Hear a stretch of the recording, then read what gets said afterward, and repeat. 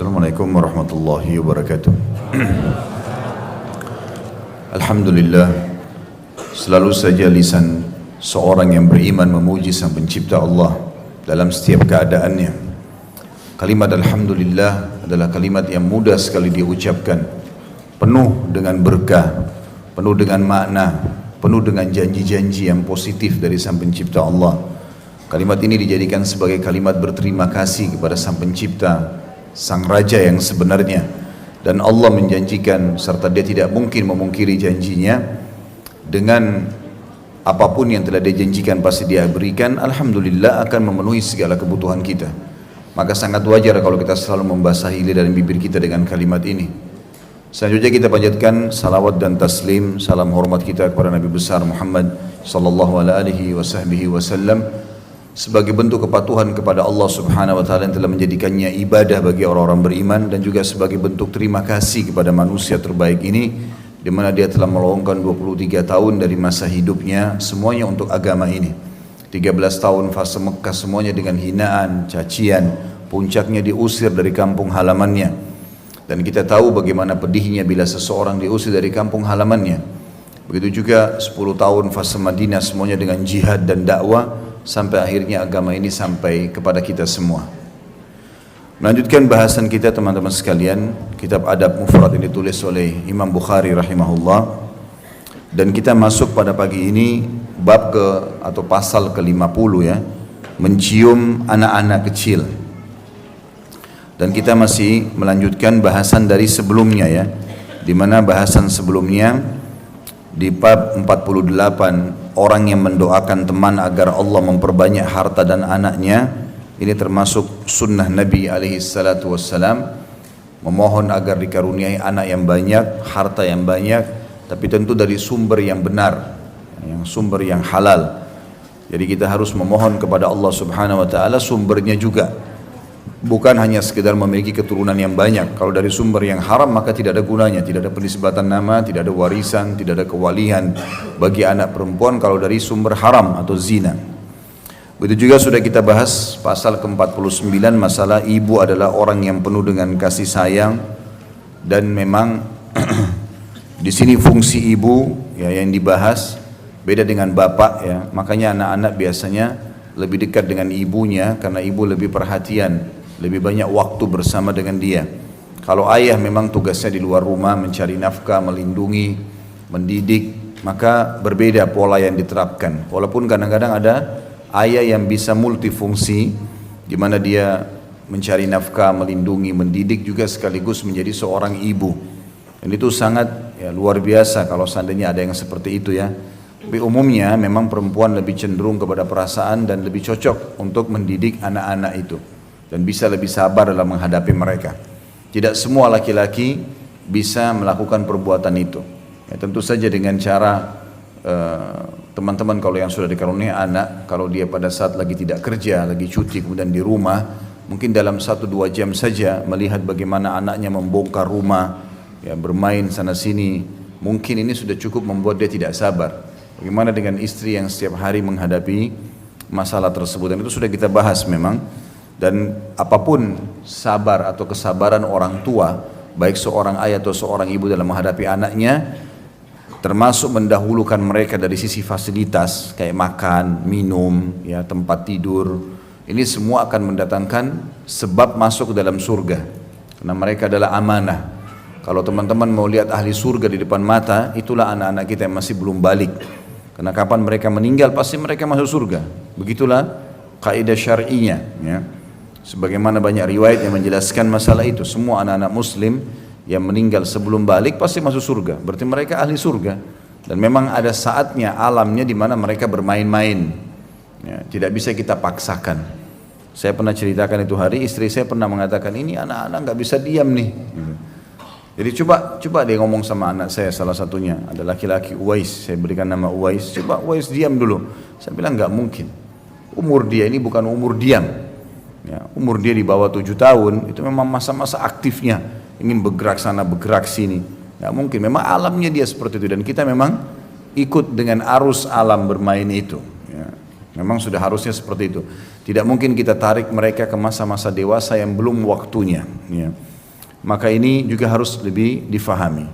Salah satu hal yang harus selalu dilakukan selain bermain dengan anak-anak ini bagian daripada agama kita, adalah berkasih sayang dengan mereka. Di antaranya memeluk, mencium, ya.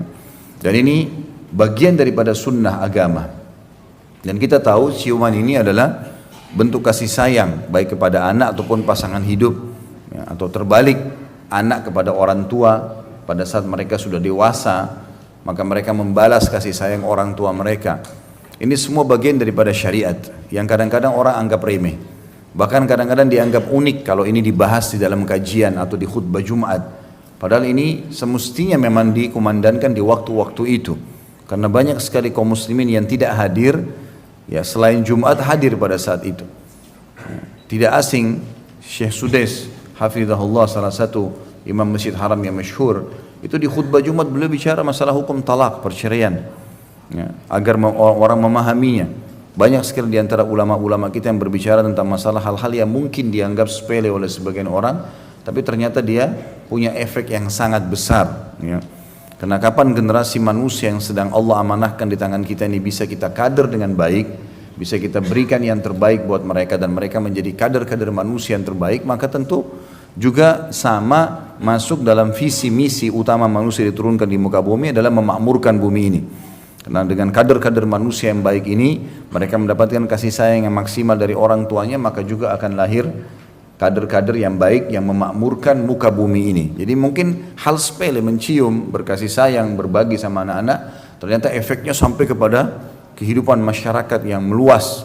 Kapan rusak hubungan orang tua sama anak, terjadilah yang sering kita dengar dengan broken home, ya, walaupun itu dalam bahasa Inggris, tapi yang jelas di dalam bahasa Indonesia pun kita tahu itu akhirnya rusaknya hubungan antara orang tua sama anak. Tidak ada kasih sayang, selalu ada kekerasan, kata-kata kasar, mengusir, memukul, akhirnya membuat rusak. Dan ini lahir kader-kader manusia yang rusak juga, ya, akhirnya komponen masyarakat pun jadi rusak semuanya.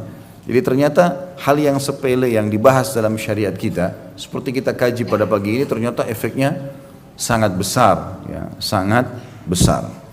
Hadis yang berhubungan dengan itu adalah hadis nomor 90, urutannya dari awal yang kita bahas. Imam Bukhari rahimahullah berkata, Umar bin Yusuf mengabarkan kepada kami, ia berkata, Sufyan mengabarkan kepada kami dari Hisham, dari Urwa, an Aisyah radhiyallahu anha qalat, jaa Arabiyyun ila an-nabiy sallallahu alaihi wasallam faqala, atuqabbiluna sibyanakum fama nuqabbiluhum. Faqala an-nabiy sallallahu alaihi wasallam, awa amliku laka an naza'a Allahu min qalbika ar-rahmah. Dari Aisyah radhiyallahu anha beliau berkata, seorang Arab Badui menemui Rasulullah sallallahu alaihi wasallam. Lalu beliau bertanya, apakah kalian mencium anak-anak kalian? Maka kami tidak pernah mencium mereka, kata si Badui ini. Lalu Rasulullah SAW bersabda, apakah aku kuasa menahan jika Allah mencabut rahmat atau kasih sayang atau rasa kasih sayang dari hatimu? Tanda tanya. Hadis ini mirip dengan hadis setelahnya. Saya bacakan dulu hadis setelahnya, hadis nomor 91, dan hadis 91 lebih merincikan karena menyebutkan tentang nama orang Badui yang tadi sedang jadi target dalam hadis kita. Saya bacakan dulu kata Imam Bukhari rahimahullah di hadis 91 dan kita jelaskan sekaligus nanti. Abu Yaman mengabarkan kepada kami, ia berkata, Syuaib mengabarkan kepada kami dari Az-Zuhri, ia berkata, haddatsana Abu Salamah bin Abdurrahman an Abi Hurairah radhiyallahu anhu qala, qabbala Rasulullah sallallahu alaihi wasallam Hasan bin Ali wa indahu al-Aqra' bin Habis at-Tamimi jalis. Faqala al-Aqra' inna li 'asharatan min al-walad ma qabbaltu minhum ahada. فنظر إليه رسول الله صلى الله عليه وسلم ثم قال من لا يرحم لا يرحم. Abu Salamah bin Abdurrahman mengabarkan kepada kami bahwasanya Abu Hurairah radhiyallahu anhu berkata, Rasulullah SAW mencium Hasan putra Ali radhiyallahu anhuma, di mana saat itu ada seseorang yang bernama Aqra' bin Habis at-Tamimi yang sedang duduk. Jadi Aqra' bin Habis ini adalah nama orang Badui yang tadi di riwayat yang sebelumnya. Lalu ia berkata, dia heran melihat Nabi SAW mencium bolak-balik Hasan, ya, radhiyallahu anhu majma'in. Aku mempunyai 10 orang anak, kata dia. Aku tidak pernah mencium seorang pun dari mereka. Maka Rasulullah SAW menatapnya dengan heran seraya berkata atau bersabda, barang siapa yang tidak menyayangi, ia tidak disayangi oleh Allah. Ya. Hadis ini sebagaimana kita tahu dua-duanya diriwayatkan oleh Imam Bukhari dan juga Imam Muslim meriwayatkan hadis ini. Baik, kita baca sekarang kandungan hadis ini teman-teman sekalian. Di hadis nomor 90, kandungan hadisnya adalah yang pertama, boleh mencium pipi anak dari kerabat yang mempunyai pertalian mahram maupun yang bukan mahram sebagai bentuk kasih sayang dan kelembutan terhadap mereka. Artinya siapa saja anak selama dia masih kecil belum balik masih boleh untuk dicium walaupun lawan jenis. Ya. Saya punya seorang guru yang saya hormati, Dr. Saleh Suhaimi hafidahullah di Madinah. Beliau kalau datang ke Indonesia biasanya saya bawa anak-anak saya juga ketemu. Maka ada anak perempuan saya dulunya belum balik gitu. Kemudian masih kecil. Lalu kemudian saya jelaskan, Syekh ini anak saya si fulana, ini anak saya si fulana. Lalu dia bilang, sini anak, didekatin, panggil sama dia, terus diciumin sama dia. Lalu dia sambil bercanda mengatakan, al-an halal qublatuki, dia bilang. Sekarang halal aku menciummu ini, ya. Karena masih kecil, belum balik. Gitu. Sambil bercanda gitu. Jadi memang teman-teman sekalian, mencium anak-anak ini bentuk kasih sayang yang luar biasa. Bahkan seringkali, ini mungkin resep buat ibu-ibu ya, anak-anak kalau sakit, resep yang paling kuat itu bukan obat, tapi pelukan dan cium seorang ibu. Itu sudah cukup membuat mereka merasa nyaman, tentram, dan itu sangat membantu untuk pengobatan ya. Sebenarnya bentuk kasih sayang dan keamanan itu jauh lebih besar daripada obat dokter. Walaupun obatnya bagus, tapi secara kejiwaan dia ketakutan. Nah, maka ini bahaya sekali, berat bagi dia. Obat itu tidak akan berpengaruh. Ada orang subhanallah terobati dengan suasana.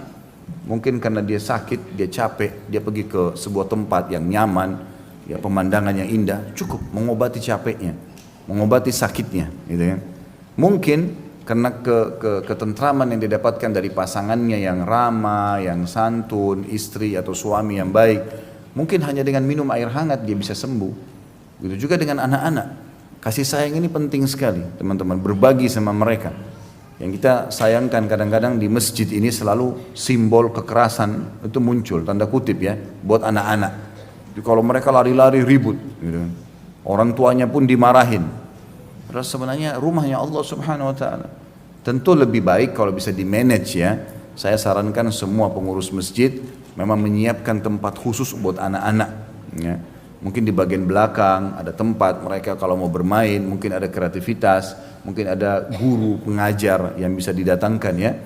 Kami sudah coba praktikkan di Blok M di waktu Tablik Akbar, serial Sahabat di Sabtu kedua, itu di bagian belakang dikhususkan ada tempat permainan anak-anak. Ya, mereka juga punya dapat paket untuk bisa menulis, belajar, ada yang mengajarkan mereka, itu sangat bagus ya. Sehingga mereka pun muncul rasa cinta terhadap masjid. Ya, yang kita sayangkan malah terbalik, kebanyakan yang dimarahin, kebanyakan yang dipukul. Jadi mereka taunya di masjid itu tidak bisa main-main. Di masjid itu tempat untuk bersih tegang. Kalau di gereja malah diajak nyanyi, dikasih permen. Ya. Maka ini yang terjadi di lapangan. Padahal sebenarnya anak-anak memang tidak bisa teman-teman. Kita paksakan pada pola kita, belum tidak bisa. Duduk, dengar pengajian, nggak mungkin anak kecil lakukan itu. Memang saatnya dia jalan di sini, ke sana, dan kita tinggal mencarikan buat mereka aktivitas yang positif saja. Ya. Ini semua bentuk kasih sayang dan bolehnya mencium, bahkan anjuran dalam syariat mencium anak-anak kecil, walaupun itu bukan dasarnya mahram, karena belum berlaku hukum larangan selama mereka belum balik. Ya, selama mereka belum balik.